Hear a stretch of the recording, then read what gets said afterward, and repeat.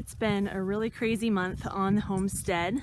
We had our first frost about a month ago, so we harvested everything that we could. We had a big family harvest day and we pulled in all of the green tomatoes, all the pumpkins and squash, pretty much anything that was susceptible to frost.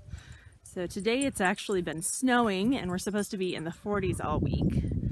We have been in the middle of butchering. We've done most of our chickens. We still have 1 or 2 batches of chickens left to butcher, some ducks and turkeys and lambs. And in the midst of all that, we're dealing with sick lambs. So I've got a sick little guy in the shed that I'm doctoring. We're not really sure what's going on with those guys. We've been doing lots of canning and dehydrating and freezing. So we have the freezer full now, and we're wrapping up the canning, mainly because we're out of jars. We'll probably pick up a few more jars though, because we still need to do some of our meat. We've already done some soup. We've done a lot of tomatoes, tomato sauce and ketchup. Lots of different kinds of fruits, applesauce, jams and jellies.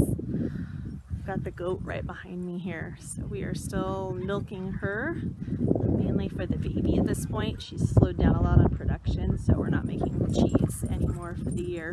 So I'm going to head in the shed now and check on the sick sheep, see how he is doing. Hey little fella. So this guy was out on pasture until he got sick, and we're still not sure what's going on with him, but we brought him in here and made a spot in the hay shed with the chicks and ducklings to try to doctor him so he's not out there in the freezing weather. We've got some electrolytes in him. We're still waiting on the results of a manure test from the vet, so we'll see if they can tell us what's going on. At this point, we're guessing it's some kind of parasite. Different parasites are resistant to different types of dewormers, so that can be a real challenge with sheep, but we should hear back on that in a day or two. We'll have a better idea of what's going on. For now, we're just trying to keep him hydrated, mostly.